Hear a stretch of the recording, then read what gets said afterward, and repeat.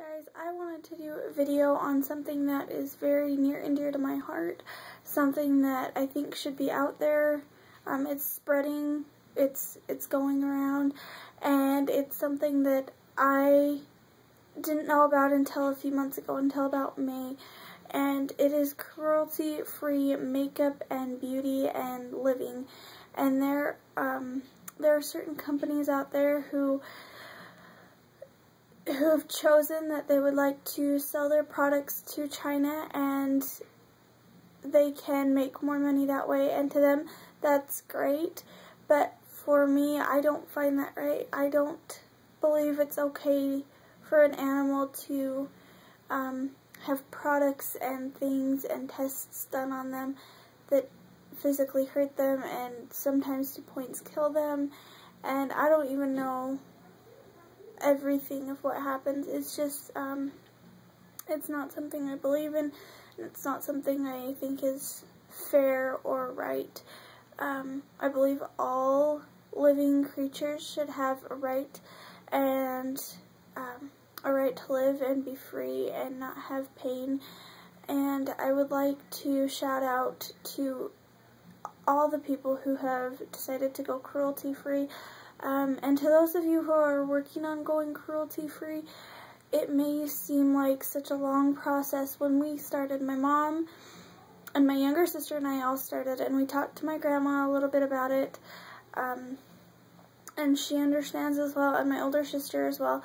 They're not as on board with it as we are, I don't think. I mean, I know they're, like, not trying to go out and purposefully buy things that were tested on animals, but my mom and sister and I have really gone to the point that we almost have nothing cruelty-free, nothing that's been tested on animals left in our house. Now, to those of you who are trying to go cruelty-free and you pulled out all your makeup and your hair stuff and bathroom cleaners or whatever it is you have, and you look at that and you go, there's no way I can finish that all up. My mom and sister and I have been working on being cruelty-free since May, and we still have stuff. So we've been going at it for about 6 or 7 months, trying to become cruelty-free. And there are some things that we're having a harder time finding replacements to or for, but at least we can feel good in our hearts about how we put on our makeup and do our hair.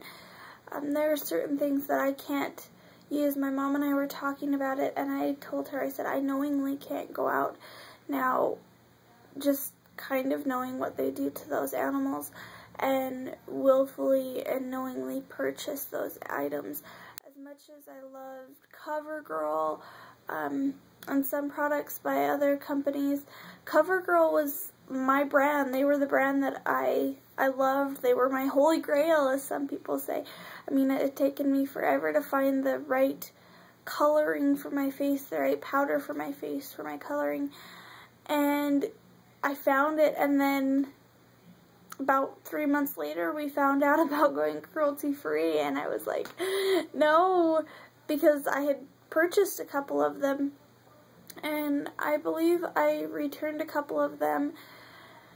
And as much as that hurt me to do that because of CoverGirl, they were my favorite brand, but I have so many new favorite brands that I love that I wouldn't have ever thought about trying, or I didn't even know about because I was busy using everything else.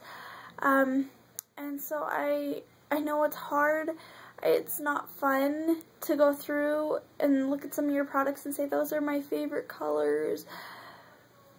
But if you, I don't know, I guess it's maybe just that I love animals. I can't stand the thought of them being in pain.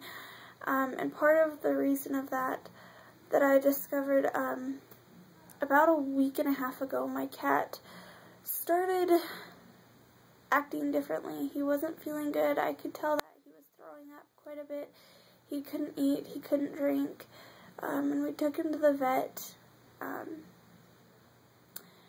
And I had to make the decision to let him go, to have him put to sleep, and that was hard. but I know he's happier now, and he's better off, and he's not in pain, and just seeing him go through that miserably, just moping along, it wasn't even like he was alive anymore. It was just like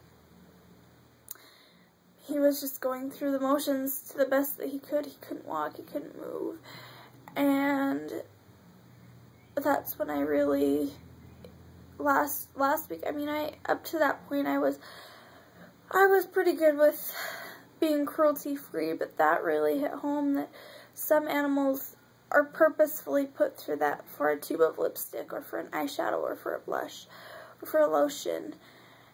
And just knowing how badly he hurt, and I couldn't stop that, and knowing how badly that hurt me, that I couldn't help him, I think that was really when I decided that I couldn't use things that were tested on animals, because that hurt too badly to see him in pain.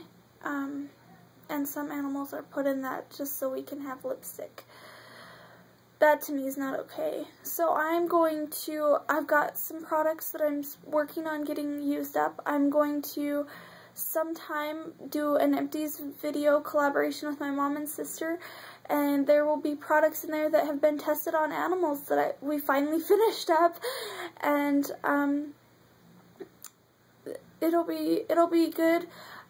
If I find a product, I did a hairspray video, and I gave you one alternative to a hairspray that I absolutely love that's not cruelty-free. If I have products like that even if you're not going cruelty-free, that I think you would enjoy, I will talk about that a little bit. But for the most part, what you're going to be seeing from me in videos from now on, when it comes to makeup, beauty, hair, anything like that, it's going to be cruelty-free brands. And so I hope if you're cruelty-free, you can stay that way. If you're thinking about going cruelty-free, it's definitely worth your time looking into, finding out about it. And if you're not going cruelty-free, but you just want a good, fun video, please keep watching.